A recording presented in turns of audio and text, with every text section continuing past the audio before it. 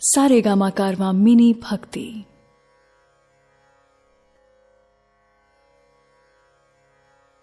भगवद गीता गीता सार चैप्टर 1। नमस्कार दोस्तों, भगवद गीता और भगवद गीता के ज्ञान पर असंख्य लोगों ने काम किया है। जाने कितनी ही गीता आपने सुनी भी होगी, परंतु मैं शैलेंद्र भारती अब आपके सामने प्रस्तुत कर रहा हूं भगवद गीता की एक और व्याख्या। क्या विशेष है इस गीता में? गीता में अगर कुछ विशेष हैं तो वो हैं श्री कृष्ण। बाकी हम सब निमित्त हैं, साधन हैं। लेकिन यह मेरा खास प्रयास है कि हमारे आज के जमाने में यह ग्रंथ हमें रास्ता दिखाए, आसानी से गीता को हम सब समझ पाएं और अपने रोजमर्रा के जीवन में इसका उपयोग कर पाएं। वैसे गीता के बारे में बहुत कुछ कहा गया है, सुना गया है। शायद ही कोई ऐसा धर्म ग्रंथ होगा जिस पर इतना लिखा गया हो। ऐसा क्या खास है गीता में कि समय समय पर यह और भी आवश्यक और मार्गदर्शक भी होती जा रही है? एकदम साधारण भाषा में अगर कहें तो भगवद गीता एक उत्तर है। गीता एक उत्तर है दुनिया के हर प्रश्न का। जीवन से जुड़ा ऐसा कोई प्रश्न नहीं जिसका के उत्तर श्री कृष्ण भगवद गीता में नहीं देते। हमारे मन मस्तिष्क में कोई भी शंका, परेशानी, चिंता, किसी भी तरह का आवेग, किसी भी तरह की दुविधा हो, दुनिया के हर धर्म संकट, हर डायलेमा का उत्तर है गीता। भगवद गीता में 18 अध्याय हैं और हर अध्याय में वेदों और उपनिषदों का सार है। अरे भाई, इसे आप वेद या उपनिषद समझ करके डरिएगा मत। यह मत सोचिए कि यह हमारी और आपकी समझ से दूर है। इसके हर अध्याय, हर श्लोक में आप अपने आप को अर्जुन समझिए, क्योंकि अर्जुन की हर शंका, उसका हर डर, हर समस्या वैसे देखा जाए तो हमारी ही परेशानी है। और हर परेशानी का हल बता रहे हैं श्री कृष्ण। कृष्ण को सिर्फ अर्जुन का सारथी मत मानिएगा, उन्हें अपने जीवन का सारथी भी मानिएगा। उनके कहे अनुसार अगर हम और आप चलेंगे तो मैं दावे के साथ कहता हूं कि हम सारी परेशानियों को आसानी से पार कर जाएंगे। ज्ञान या धर्म या ग्रंथ की बड़ी बड़ी बातें मेरे साथ नहीं होगी दोस्तों। यहां पर जीवन की प्रैक्टिकल सच्चाइयों और प्रैक्टिकल प्रॉब्लम्स की बात की जाएगी। तो आइए, मैं शैलेंद्र भारती आपको ले चलता हूं भगवद गीता के 18 अध्यायों के सफर पर।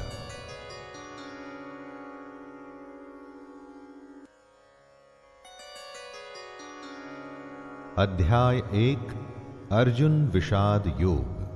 पहला अध्याय है अर्जुन विषाद योग। यहां शुरुआत होती है धृतराष्ट्र के सवालों से। वो जानना चाहते हैं कि युद्ध में क्या हो रहा है, उनका पुत्र दुर्योधन और उनकी सेना क्या कर रही है, और साथ ही में पांडु पुत्रों की सेना क्या कर रही है। उसके बाद दोनों सेनाओं के शूर वीरों का वर्णन, और उसके बाद आता है अर्जुन का विषाद, मतलब कि उनका दुख, उनकी समस्या, उनका धर्म संकट। आइए सुनते हैं अर्जुन विषाद योग। धृतराष्ट्र उवाच धर्मक्षेत्रे कुरुक्षेत्रे समवेतायुयोत्सवः मामकाः पाण्डवाश्चैव किमकुर्वत संजय। धृतराष्ट्र संजय से पूछते हैं, धर्म भूमि कुरुक्षेत्र में युद्ध करने के लिए एकत्र हुए मेरे और पांडु के पुत्र क्या कर रहे हैं? धृतराष्ट्र जानना चाहते हैं कि युद्ध स्थल पर आखिर हो क्या रहा है। धृतराष्ट्र अंधे थे, देख नहीं सकते थे, लेकिन आंखों से अंधे थे, मन और मस्तिष्क से नहीं। उन्हें पता था कि वो धर्म के साथ नहीं, क्योंकि धर्म तो वहां होता है जहां श्री कृष्ण थे। अपने पुत्र मोह में उन्होंने शांति की जगह युद्ध को चुना था, लेकिन वो जानते थे कि इस युद्ध को जीतना आसान नहीं होगा। अपने जीवन में जब हम कुछ गलत करते हैं तो हम भी समझ रहे होते हैं दोस्तों कि हमारे किए का नतीजा शायद अच्छा ना हो। और ऐसा ही धृतराष्ट्र के साथ भी हुआ। वो भी इसी डर और इसी आशंका में दिखते हैं। संजय उवाच दृष्ट्वा तु पांडवानीकं व्यूढ़ं दुर्योधनस्तदा आचार्यमुपसंगम्य राजा वचनमब्रवीत्। संजय आंखों देखा हाल बताते हुए उत्तर देते हैं, हे राजन, दुर्योधन पांडवों की सेना के व्यूह को देख रहे हैं और यह बात गुरु द्रोणाचार्य को जाकर के कहते हैं। संजय को दिव्य दृष्टि प्राप्त हुई थी। वो युद्ध से दूर होते हुए भी युद्ध को देख सकते थे। वो जो देख रहे थे वही बता रहे थे। इसमें वो अपनी तरफ से कुछ भी नहीं कह रहे थे, सिर्फ आंखों देखा हाल बता रहे थे युद्ध का। यानी जैसे हम लोग रनिंग कमेंट्री सुनते हैं, बस इसी तरह समझ लीजिए। ये उन्हीं की दिव्य दृष्टि यानी डिवाइन विजन का कमाल था कि हमें गीता सुनने को मिली। पश्यैतां पांडुपुत्राणां आचार्य महतिं चमूं व्यूढ़ां द्रुपदपुत्रेण तव शिष्येण धीमता। हे आचार्य, द्रुपद पुत्र धृष्टद्युम्न आपका ही बुद्धिमान शिष्य है। पांडु पुत्रों की यह बड़ी भारी सेना की व्यूहाकार रचना धृष्टद्युम्न ने ही की है। व्यूहाकार रचना का मतलब हुआ कि किस विशेष तरीके से सेना के योद्धा खड़े हैं। एक ऐसा व्यूह जिससे उस सेना के बीच घुसना असंभव हो, और अगर कोई उसमें घुसने में सफल भी हो जाता है तो कभी बाहर ना आ सके। दोस्तों, जब शत्रु या समस्या को हम देखते हैं तो वो हमें बहुत बड़ी और विकराल दिखाई देती है, और मन में यह डर भी रहता है कि कुछ कर गुजर के अगर हम इसमें घुस भी गए तो क्या होगा? क्या हम बाहर आ पाएंगे? क्या हम जीत पाएंगे? ऐसी ही सोच से दुर्योधन भी गुजर रहा है। अत्र शूरा महेश्वासा भीमार्जुन समायुधे युयुधानो विराटश्च द्रुपदश्च महारथः धृष्टकेतुश्चेकितानः काशीराजश्च वीर्यवान् पुरुजितकुन्तिभोजश्च शैब्यश्च नरपुङ्गवः युधामन्युश्च विक्रान्त उत्तमौजाश्च वीर्यवान् सौभद्रो द्रौपदेयाश्च सर्व एव महारथाः। इन 3 श्लोक में दुर्योधन पांडु पुत्रों की सेना के महान योद्धाओं का नाम ले रहा है। जब भी युद्ध होता है तो आप अपने सामने खड़ी सेना, उस सेना के योद्धाओं को जांचते और परखते हैं। वैसे ही दुर्योधन भी कर रहा है।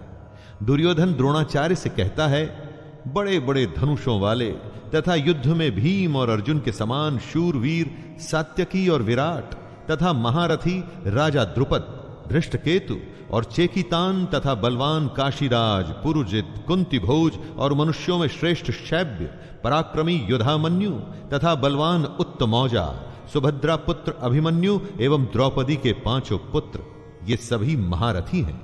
इससे हमें यह पता चलता है कि चाहे शत्रु हो या शत्रु के जैसी समस्या, उसके बारे में सब कुछ जानना चाहिए। दोस्तों, समस्या के हर पहलू से हमें वाकिफ होना चाहिए। समस्या के हर पार्ट, उसके अंग के बारे में मालूम होना चाहिए, जैसा कि दुर्योधन भी कर रहे हैं।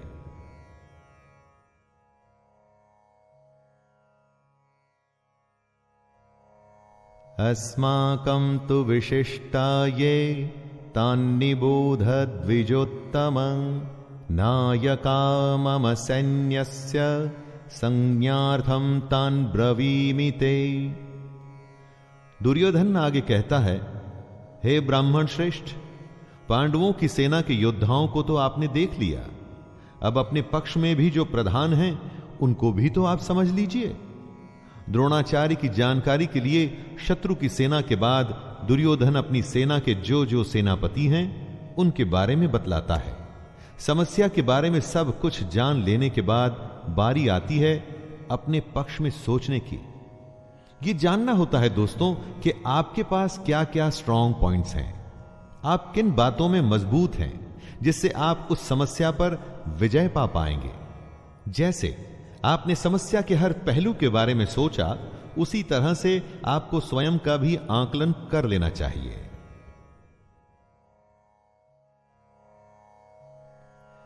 भवान् भीष्मश्च कर्णश्च कृपश्च समितिञ्जयः अश्वत्थामा विकर्णश्च सौमदत्तिस्तथैव च।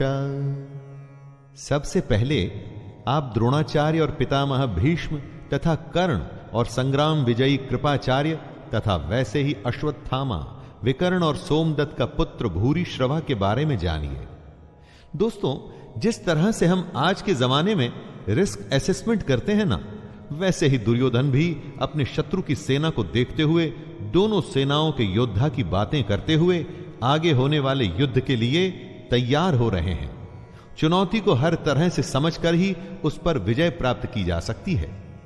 चुनौती को इतने अच्छे से जान लेना चाहिए कि जब हम उससे लड़ने जाएं तो कुछ नया न लगे, कोई सरप्राइज ना आए।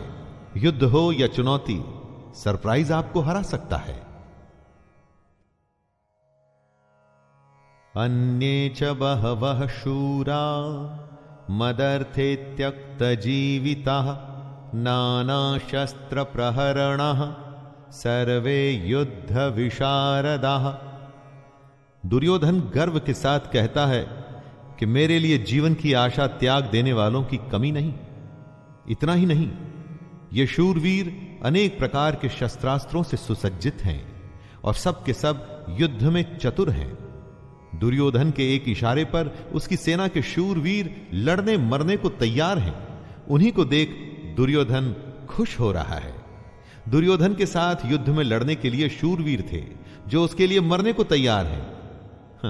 आप जब अपने जीवन की चुनौती से लड़ते हैं तो आपके साथ कौन होता है? आपके साथ होता है आपका हुनर, आपकी हिम्मत, आपकी मेहनत, आपके संगी और आपके अपने रिश्तेदार।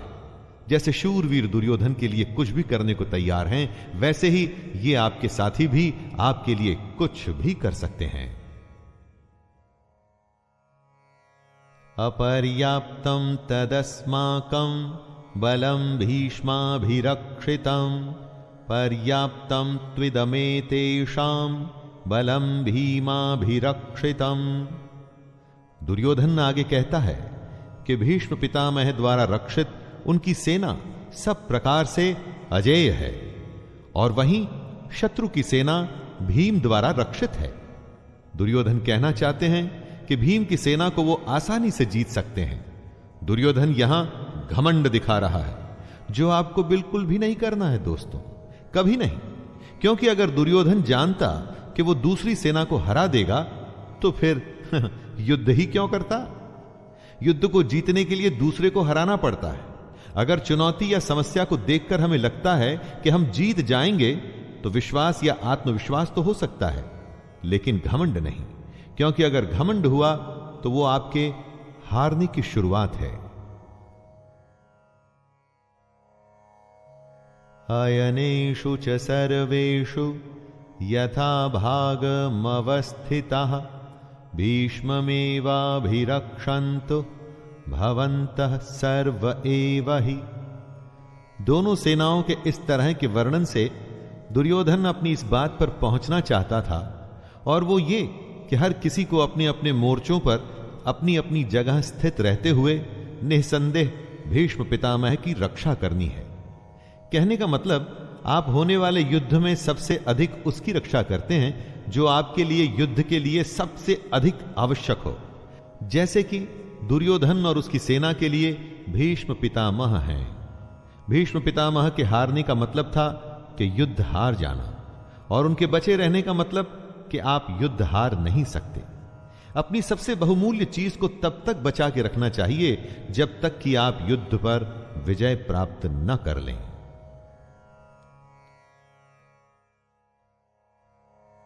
तस्य संजनयन हर्षं कुरु वृद्धः पितामह सिंहनादं विनद्योच्चैः शंखदध्मो प्रतापवान।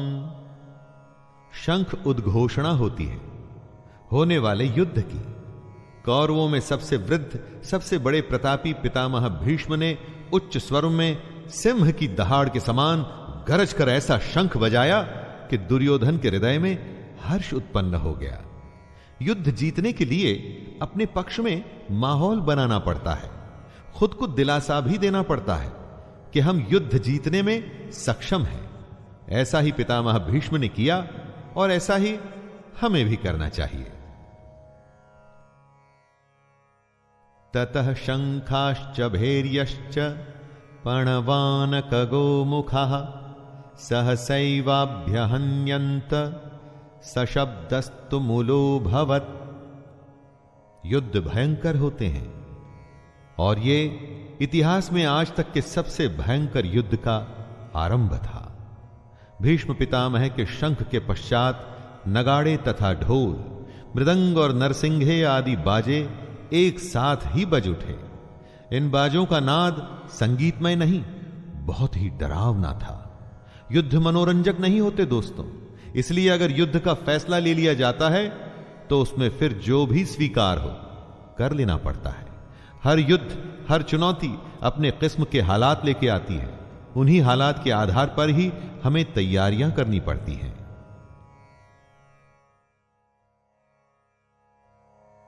ततः श्वेतैर्हयैर्युक्ते महति स्यन्दने स्थितौ माधवः पाण्डवश्चैव दिव्यौ शंखौ प्रदद्मतुः। अब बारी थी पांडु पुत्रों की सेना के शंखनाद की। सफेद घोड़ों से युक्त उत्तम रथ में बैठे हुए श्री कृष्ण और अर्जुन ने भी अपने अपने अलौकिक शंख बजाए। युद्ध में जब तैयारी होती है ना, तो दोनों तरफ से होती है। हर पक्ष अपनी विजय की आशा में खुद को, अपनी सेना को भरोसा देता है। आज के समय में हम खुद के लिए अगर शंख बजाने की उपमा के बारे में सोचे तो यह हो सकता है कि हम कुछ भी ऐसा कर सकते हैं जो हमें मोटिवेट या प्रोत्साहित करे।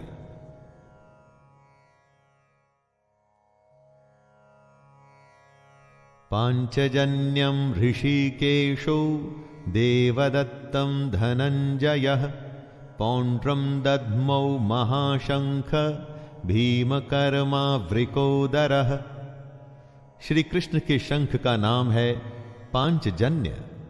अर्जुन के देवदत्त और भयानक कर्म वाले भयानक भीमसेन ने अपना पौंड्र नामक महाशंख बजाया।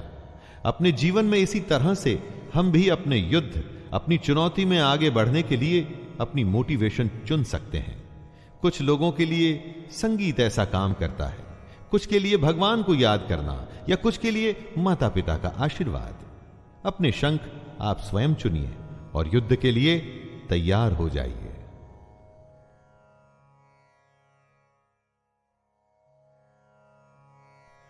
अनंत विजयम राजा कुंती पुत्रो युधिष्ठिरः नकुलः सहदेवश्च सुघोषमणिपुष्पका। पांडवों में सबसे बड़े भाई कुंती पुत्र राजा युधिष्ठिर ने अनंत विजय नाम का और नकुल तथा सहदेव ने सुघोष और मणिपुष्पक नाम के शंख बजाए।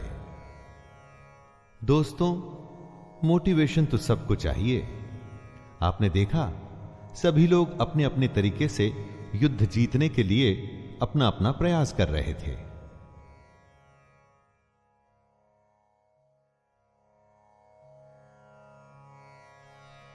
काश्यश्च परमेश्वासः शिखंडी च महारथः धृष्टद्युम्नो विराटश्च सात्यकिश्चापराजितः द्रुपदो द्रौपदेयाश्च सर्वशः पृथ्वीपते सौभद्रश्च महाबाहुः शंखान् दद्मुः पृथक पृथक। हर शंख की अलग ध्वनि, अपना एक अलग अस्तित्व। युद्ध का हर योद्धा अपनी उपस्थिति दर्ज कर रहा है। श्रेष्ठ धनुष वाले काशीराज और महारथी शिखंडी एवं धृष्टद्युम्न तथा राजा विराट और अजेय सात्यकी, राजा द्रुपद एवं द्रौपदी के 5 पुत्र और बड़ी भुजा वाले सुभद्रा पुत्र अभिमन्यु। संजय धृतराष्ट्र को बताते हैं कि हे राजन, सब ने अपनी ओर से अलग अलग शंख बजाए। दोस्तों, महाभारत का युद्ध ऐसा था जिसमें हर बड़े से बड़े योद्धा भाग ले रहा था। ऐसे विरले मौके को कोई कैसे छोड़ सकता था। हमारे लिए ध्यान देने की बात यह है कि सच्चा योद्धा तो वही है जो युद्ध के लिए तत्पर रहे। युद्ध को आप जीवन माने, चुनौती माने, जो भी माने, लेकिन उसके लिए हमेशा तैयार रहे। इसलिए हर योद्धा शंख बजा बजा के सबको अपने होने का आभास करवा रहा है। सघोषो धार्तराष्ट्राणाम् हृदयानि व्यदारयत् नभश्च पृथिवीं चैव तुमुलो व्यनुनादयन्। युद्ध से पहले जैसे आप शत्रु को अपनी शक्ति दिखा के डराने का प्रयास करते हैं, वैसे ही यहां भी हो रहा है। संजय कहते हैं कि इस भयानक शब्द ने आकाश और पृथ्वी को भी गूंजाते हुए धार्त राष्ट्रों के अर्थात आपके पक्ष वालों के हृदय विदीर्ण कर दिए। जब आप हुंकार भरते हैं, वॉर क्राई देते हैं, तो बड़े से बड़े शत्रु को भी डर लगता है। यह हुंकार ऐसी होनी चाहिए कि शत्रु सोचे कि वो किससे युद्ध करने जा रहा है। आप चाहे इंटरव्यू के लिए जाएं, किसी से मिलने जाएं, आपका हुनर, आपकी प्रतिभा ऐसी होनी चाहिए कि सामने वाला आपके कौशल से प्रभावित हो जाए। अर्जुन उवाच अथ व्यवस्थितान् दृष्ट्वा धार्तराष्ट्रान् कपिध्वजः प्रवृत्ते शस्त्रसम्पाते धनुरुद्यम्य पाण्डवः ऋषिकेशं तदा वाक्यम् इदमाह महीपते सेनयोरुभयोर्मध्ये रथं स्थापयमेच्युत। अर्जुन अपने मोर्चा बांधकर डटे हुए धृतराष्ट्र संबंधियों को देखते हैं, फिर अपना धनुष उठाकर ऋषिकेश श्री कृष्ण से कहते हैं, हे अच्युत, मेरे रथ को दोनों सेनाओं के बीच में खड़ा कीजिए। अच्युत अर्थात अटल, जो अपने स्थान से हटता नहीं, जिसका नाश नहीं हो सकता। श्री कृष्ण का एक नाम अच्युत भी था और अर्जुन अपने सारथी से दोनों सेनाओं के बीच में जाने को कह रहे हैं। अर्जुन ने श्री कृष्ण को इसलिए चुना था कि वो जानता था कि जब साक्षात भगवान उसके साथ हैं तो मतलब धर्म उसके साथ है। जिसके साथ धर्म होता है वो कभी हार नहीं सकता।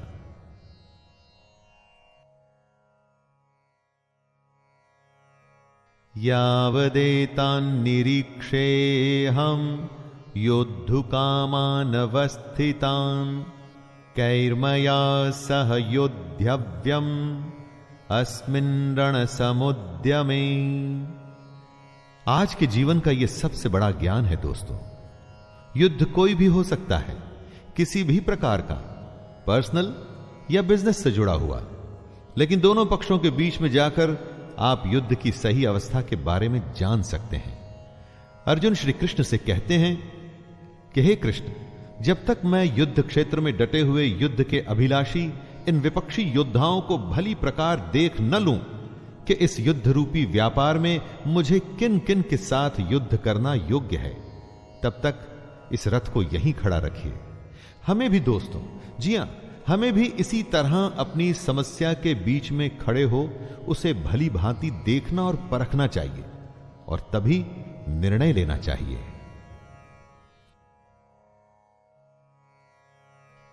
योत्स्यमानानवेक्षेऽहं य एतेऽत्र समागताः धार्तराष्ट्रस्य दुर्बुद्ध्यैर्युद्धे प्रियचिकीर्षवः। अर्जुन दुर्योधन को दुर्बुद्धि बता रहे हैं, क्योंकि दुर्योधन के हट के चलते हुए ही यह युद्ध हुआ। दुर्योधन का साथ देने जितने भी राजा आए हैं, उन्हें अर्जुन युद्ध स्थल के बीच में खड़े होकर के देखना चाहते हैं। दोस्तों, यह जरूरी नहीं कि आपका शत्रु सही हो सकता है उसने गलत तरीका अपना करके आपको युद्ध में उलझाना चाहा हो, जैसा कि महाभारत में भी हुआ। युद्ध तो करना ही पड़ता है, और वो तभी करना चाहिए जब आप अपने शत्रु को अच्छे से देख परख चुके हों, जान चुके हों। इसलिए अर्जुन कृष्ण से दोनों सेनाओं के बीच में रथ को ले जाने के लिए कहता है। संजय उवाच एवमुक्तो ऋषिकेशो गुडाकेशेन भारत सेनयोरुभयोर्मध्ये स्थापयित्वा रथोत्तमम् भीष्मद्रोणप्रमुखतः सर्वेषां च महीक्षिताम् उवाच पार्थ पश्यैतान् समवेतान् कुरुनिति। संजय अपना आंखों देखा हाल बताते हैं।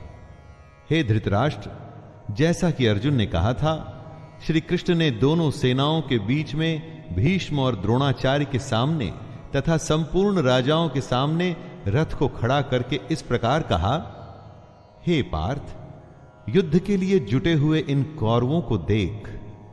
पार्थ अर्जुन का ही नाम है दोस्तों। उस अर्जुन का नाम है जो शंका में बस घिरने ही वाला है।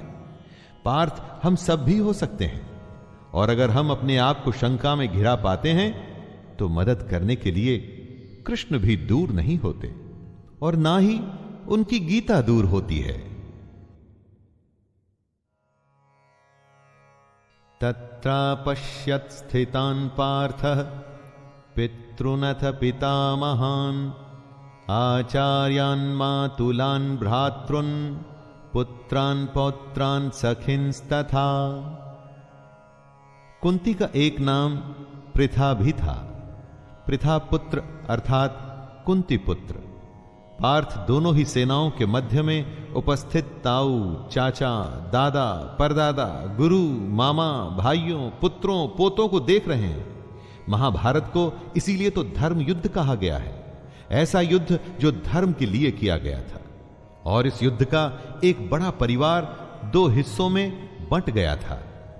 आधे सगे संबंधी एक तरफ और आधे दूसरी तरफ।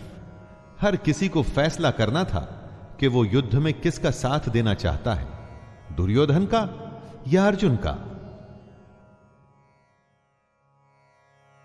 श्वशुरान् सुहृदश्चैव सेनयोरुभयोरपि तान् समीक्ष्य स कौन्तेयः सर्वान् बन्धूनवस्थितान्। इन सब सगे संबंधियों के साथ साथ अर्जुन अपने मित्रों को, ससुरों को, सुहृदयों को देख रहे हैं, विचार कर रहे हैं। पूरा जीवन पांडु पुत्रों और धृतराष्ट्र पुत्रों के साथ बिताया। सारे सगे, सारे संबंधी एक ही तो हैं, दोनों पक्ष में अपने ही तो लोग हैं, किंतु अब अपनों के ही दो पक्ष बन गए हैं। उसमें से एक पक्ष शत्रु का है। हर किसी से अर्जुन की लड़ाई नहीं थी, लेकिन अब युद्ध में वो उसके शत्रु थे और उसे उनके साथ लड़ना होगा। अर्जुन उवाच कृपया परयाविष्टो विषीदत्रिदमब्रवीत् दृष्टैवमं स्वजनं कृष्ण युयुत्सुं समुपस्थितिम्। अपने करीबी एकदम अपने अर्जुन के सामने खड़े थे, लेकिन शत्रु पक्ष में उन उपस्थित संपूर्ण बंधुओं को देखकर वे कुंती पुत्र अर्जुन अत्यंत करुणा से युक्त होकर शोक करते हुए श्री कृष्ण से कह रहे हैं। यहीं से शुरुआत होती है दोस्तों, आरंभ होता है अर्जुन के विषाद का, जिसके लिए संपूर्ण गीता की रचना हुई। कृष्ण को मार्गदर्शन के लिए एक ऐसी रचना करनी पड़ी जो हमेशा हमेशा के लिए हर किसी को सही राह पर चलने के लिए प्रेरित करती रही है और आगे भी प्रेरित करती रहेगी। सीदन्ति मम गात्राणि मुखं च परिशुष्यति वेपथुश्च शरीरे मे रोमहर्षश्च जायते। युद्ध की बात करना आसान होता है, युद्ध करना कठिन। ऐसा ही अर्जुन के साथ हुआ, ऐसा ही दोस्तों हम सबके साथ होता है। ऐसी ही शंका का सॉल्यूशन भगवत गीता से श्री कृष्ण के द्वारा हमें मिलता है। दुखी अर्जुन कहते हैं, हे कृष्ण, युद्ध क्षेत्र में डटे हुए युद्ध के अभिलाषी इस स्वजन समुदाय अपनों को देखकर मेरे अंग शिथिल हुए जा रहे हैं, जैसे अंगों में शक्ति ना हो और मुख सूखा जा रहा है तथा मेरे शरीर में कंप व रोमांच हो रहा है। न जाने कितनी ही बार ऐसा हम सबके साथ होता है कि जब युद्ध के सम्मुख होते हैं तो जैसे शक्ति खत्म हो जाती है। परीक्षा की घड़ी के समय पर भी ऐसी ही घबराहट होती है ना।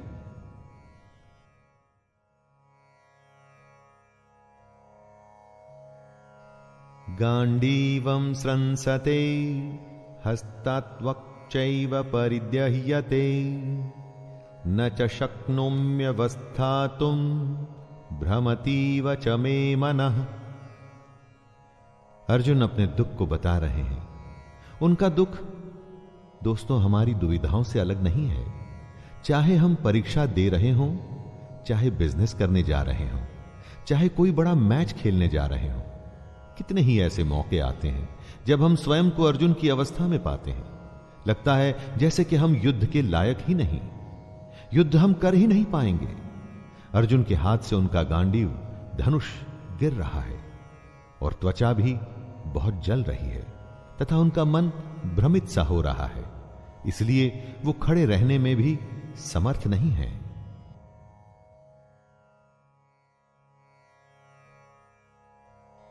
निमित्तानि च पश्यामि विपरीतानि केशव न च श्रेयोनुपश्यामि हत्वा स्वजनमाहवे।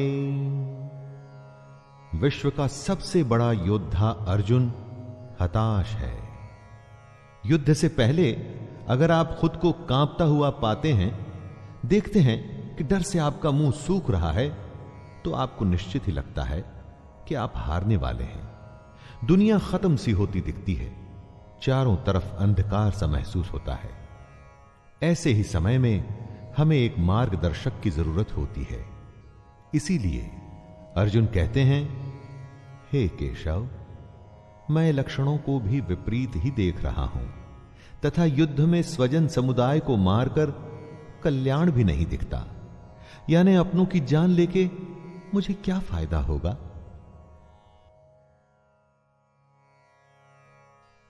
न कांक्षे विजयम कृष्ण न च राज्यम सुखानि च किं नो राज्ये न गोविंद किं भोगैर्जीवितेन वा। अर्जुन बात को स्पष्ट रखते हैं, डर में सब व्यर्थ लगता है। अर्जुन कहते हैं, हे कृष्ण, मैं न तो विजय चाहता हूं और न राज्य, और ना ही मैं सुखों को चाहता हूं। हे गोविंद, हमें ऐसे राज्य से क्या प्रयोजन है अथवा ऐसे भोगों से और जीवन से भी क्या लाभ है। इस विषाद में, शंका में, डर या घबराहट में अर्जुन सब कुछ छोड़ने को, त्याग देने को तैयार हैं। धन दुनिया उन्हें कुछ भी नहीं चाहिए। वो ऐसे भयभीत और डर गए हैं कि दुनिया की हर खुशी को छोड़कर इस समय बस इस युद्ध से बचना चाहते हैं। इन्हीं लक्षणों को हमें भी पहचानना है ताकि ऐसी अवस्था में हम भी वो करें जो कृष्ण बताएंगे। येषामर्थे कांक्षितं नो राज्यं भोगाः सुखानि च त इमेव स्थिता युद्धे प्राणांस्त्यक्त्वा धनानि च। अर्जुन कहते हैं, हमें जिनके लिए राज्य, भोग और सुखादि अभिष्ट हैं, वे ही ये सब धन और जीवन की आशा को त्याग कर युद्ध में खड़े हैं। सोचिए, जीवन का हर युद्ध, हर काम हम अपनों के लिए करते हैं। हमारा सारा काम, सारे फायदे, सारी सुख शांति, भाग दौड़ सिर्फ और सिर्फ अपनों के लिए होती है, और यहां पर हमें अपनों को ही मारना पड़ रहा है। इससे बड़ी क्या दुविधा होगी। अब वही अपने आप को मारने के लिए खड़े हैं और आपको भी उन्हें मारना पड़ेगा। ऐसी दुनिया किस काम की? यही उलझन अर्जुन के मन में है।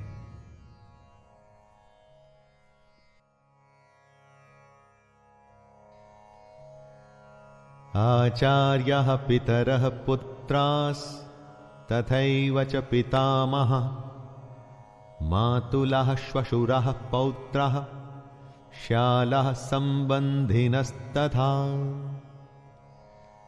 अर्जुन के सामने खड़े हैं उनके गुरुजन, ताऊ, चाचे, लड़के, दादे, मामे, ससुर, पौत्र, साले और भी कई सारे संबंधी लोग। अर्जुन अपने हर संबंधी को करीब से पहचान रहे हैं और पहचान के उन्हें बता भी रहे हैं।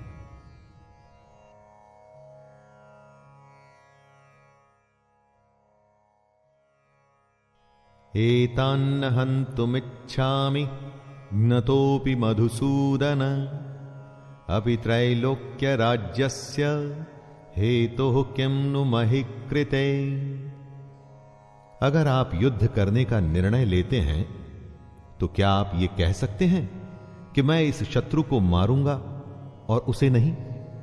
युद्ध में तो हर कोई एक सैनिक होता है, और अगर वो शत्रु पक्ष से है तो आपने उसको मारना ही है। यही दुविधा है अर्जुन की, जो वो बता रहे हैं। हे मधुसूदन, मेरे मारने पर अथवा तीनों लोकों के राज्य के लिए भी मैं इन सबको मारना नहीं चाहता। फिर पृथ्वी के लिए तो कहना ही क्या है। देखा दोस्तों, 3 लोकों का राज्य भी अर्जुन को नहीं चाहिए। अगर उसके लिए उसे अपनों का वध करना पड़ता है तो उसे वो नहीं चाहिए। दोस्तों, जीवन में कई बार ऐसी घड़ी आती है जब हमको जो सबसे प्रिय है ना, उसका त्याग करना पड़ता है, क्योंकि हमें अपने ध्येय की ओर बढ़ना पड़ता है। और अगर हम ऐसा करते हैं तभी हमें ध्येय की प्राप्ति होती है। तब क्या अपनी सबसे प्यारी चीज को हम छोड़ सकते हैं?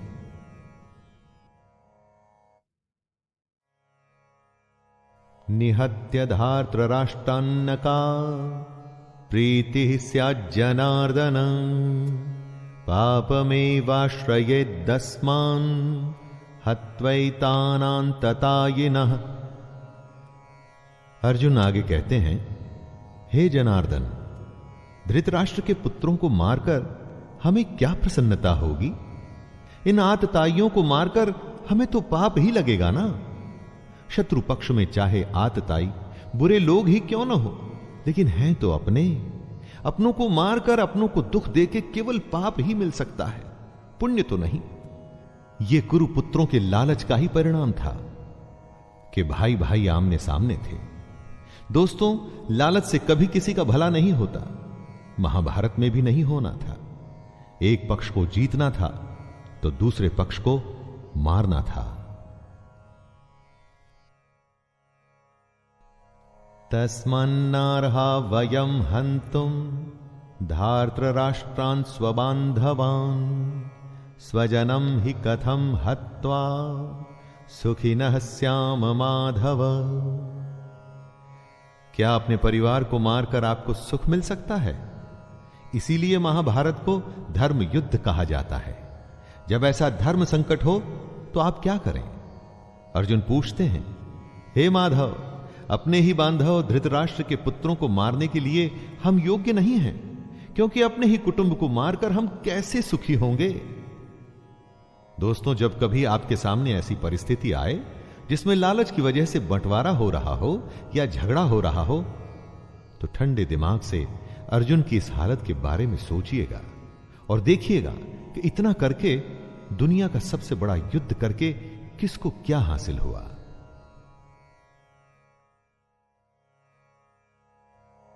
यद्यप्येते न पश्यन्ति लोभोपहत चेतसः कुलक्षय कृतं दोषं मित्रद्रोहे च पातकम् कथं न ज्ञेयमस्माभिः पापादस्मान्निवर्तितुं कुलक्षय कृतं दोषं प्रपश्यद्भिर्जनार्दन। आपका शत्रु किसी भी प्रकार के पाप को करने को तैयार है, लेकिन आप समझते हैं कि जो गलत है, अनुचित है, वो नहीं करना चाहिए। इन दो श्लोक में अर्जुन ने इसी दुविधा को बताया है। यद्यपि लोभ से भ्रष्ट चित्त हुए ये लोग कुल के नाश से उत्पन्न दोष को और मित्रों से विरोध करने में पाप को नहीं देखते, तो भी हे जनार्दन, कुल के नाश से उत्पन्न दोष को जानने वाले हम लोगों को इस पाप से हटने के लिए क्यों नहीं विचार करना चाहिए? दुश्मन गलत कर रहा है, वो ये नहीं समझता, लेकिन आप तो समझते हैं। तो समझदार होने के नाते क्या आपको युद्ध से हटने के लिए नहीं सोचना चाहिए? लेकिन अगर युद्ध से हट गए तो उसे आपकी हार मानी जाएगी। क्या उसके लिए आप तैयार होंगे दोस्तों?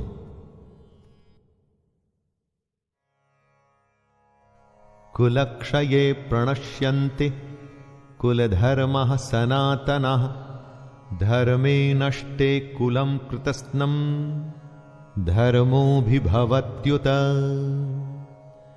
जहां परिवार खत्म हो जाता है वहां कुछ नहीं बचता। कुल का नाश होने का मतलब सब कुछ खत्म हो जाना होता है। ऐसी ही स्थिति में अर्जुन फंसे हुए हैं। वो कहते हैं कुल के नाश से सनातन कुल धर्म नष्ट हो जाते हैं तथा धर्म का नाश हो जाने पर संपूर्ण कुल में पाप भी बहुत फैल जाता है। अर्जुन जो कहना चाहते हैं वो ये है कि अगर परिवार नष्ट होता है तो धर्म नष्ट होता है। धर्म के नष्ट होने से पूरे कुल, संपूर्ण परिवार में पाप बढ़ जाता है। परिवार ही है जो हमें अपनी जड़ों से, अपने गुणों से, अपने आदर्शों से जोड़ के रखता है। उसके खत्म होते ही समाज में चारों तरफ पाप बढ़ने लगता है। दोस्तों, आप चाहें तो अपने चारों तरफ भी देख सकते हैं। जहां परिवार का सम्मान नहीं, वहां किसी भी बात का सम्मान नहीं होता और समाज पतन की ओर ही जाता है।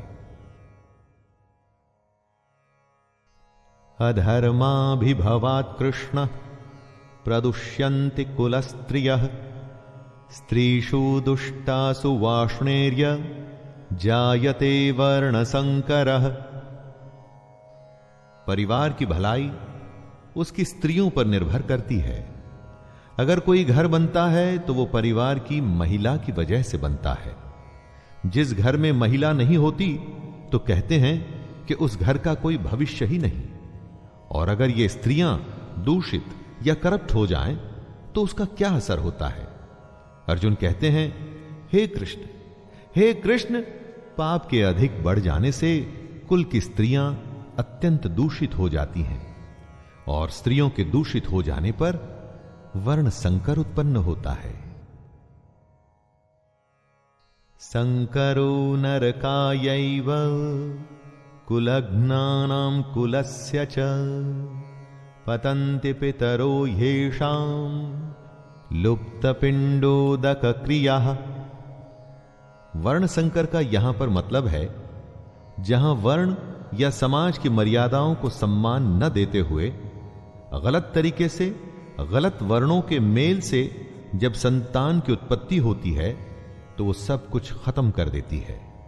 इसीलिए समाज के नियम बड़े सोच समझकर बनाए गए होते हैं दोस्तों, और इतने हजारों वर्षों की सोच और उस नियमों को बिना सोचे समझे नहीं तोड़ना चाहिए। अर्जुन इसी बात का वर्णन कर रहे हैं कि हे कृष्ण, वर्ण संकर कुल घातियों को और कुल को नरक में ले जाने के लिए ही तो होता है। लिप्त हुई पिंड और जल की क्रिया वाले अर्थात श्राद्ध और तर्पण से वंचित इनके पितर लोग भी अधोगति को प्राप्त होते हैं।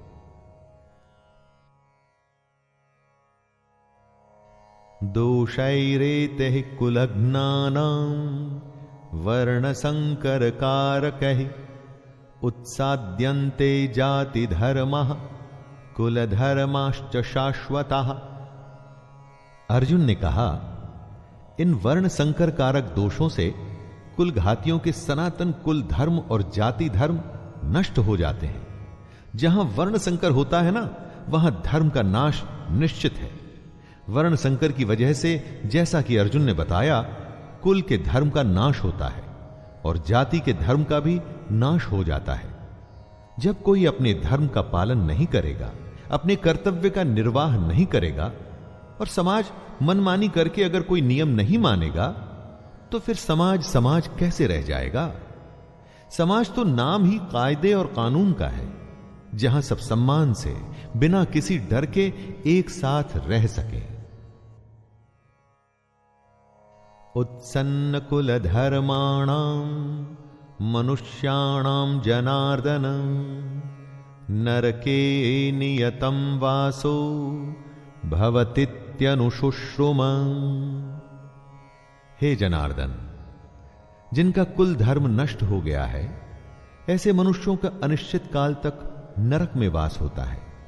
ऐसा हम सुनते आए हैं। महाभारत के समय कुल की मान्यता इतनी थी दोस्तों, कि अगर किसी के कुल का नाश हो जाता था तो माना जाता था कि अब यह हमेशा के लिए नरक में ही रहेगा। इसीलिए कुल की रक्षा करना, उसके सम्मान को बचाना, उसका नाम करना इतनी बड़ी बात मानी जाती थी। अर्जुन ही नहीं, ऐसा हम भी सुनते आए हैं कि जो धर्म का, कुल का सम्मान नहीं करते, वो सीधे नरक को जाते हैं। इसे आप ऐसा भी मान सकते हैं कि जहां धर्म नहीं होता, वो जगह अपने आप ही नरक बन जाती है। अपनी चारों तरफ देखिए ना, ऐसी कई जगहें आपको आज के युग में भी दिख जाएंगी।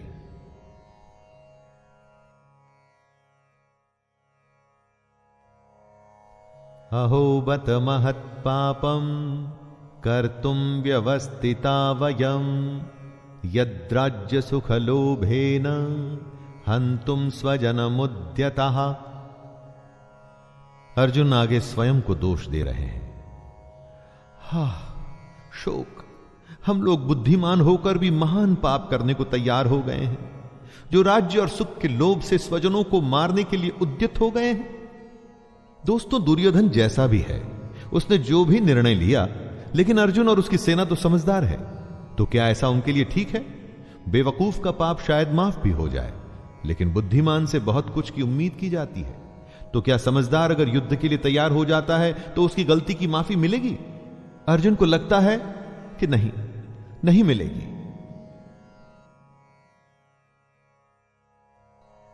यदि माम प्रतिकारम शस्त्रम शस्त्रपाणयः धार्तराष्ट्रारणे हन्युस तन्मे क्षेमतरम भवेत्। आंखें बंद कर किसी अपने के बारे में सोचिए जो आपको बहुत पसंद है, जो आपका अपना है, जिसकी गोद में आप खेले हो, जिसके साथ खेले हो, चाहे वो आपसे बड़ा हो या छोटा हो। क्या आप उसे मार पाएंगे? अरे उससे अच्छा तो आपको लगेगा कि उसके हाथों आप स्वयं मारे जाएं। यही बात अर्जुन कहते हैं। यदि मुझ शस्त्र रहित एवं सामना न करने वाले को शस्त्र हाथ में लिए हुए धृतराष्ट्र के पुत्र रण में मार डालें, तो वो मरना भी मेरे लिए अधिक कल्याणकारक होगा। संजय उवाच एवमुक्त्वार्जुनः संख्ये रथोपस्थ उपाविशत् विसृज्य सशरं चापं शोक संविघ्नमानसः। संजय, जो धृतराष्ट्र को इस महान युद्ध का वर्णन दे रहे हैं, वो बताते हैं, हे धृतराष्ट्र, रणभूमि में शोक से उद्विग्न मन वाले अर्जुन इस प्रकार कहकर बाण सहित धनुष को त्याग कर रथ के पिछले भाग में बैठ गए। दोस्तों, ये था पहला अध्याय भगवत गीता का, अर्जुन विषाद योग। जी हां, इसमें अर्जुन के दुख के होने की, उसके मन में शंका आने की, और यही बातें हमारे सामने साफ मुखर होकर आती हैं इस पूरे अध्याय में। अब इसके बाद के अध्याय में श्री कृष्ण अर्जुन के दुख का, शंका का, परेशानियों का, हर प्रश्नों का किस तरह भली भांति उत्तर देंगे, उसे जानेंगे और सुनेंगे। तो दोस्तों, यह था भगवत गीता का प्रथम अध्याय, अर्जुन विषाद योग, जिसे आप तक पहुंचाया है शैलेंद्र भारती ने। बड़ी सुंदर, साधारण और स्पष्ट शब्दों में इसे प्रस्तुत करने का प्रयास किया गया है। इसके बाद मुलाकात होगी दूसरे अध्याय में। तब तक के लिए आज्ञा दीजिए। धन्यवाद। जय श्री कृष्ण।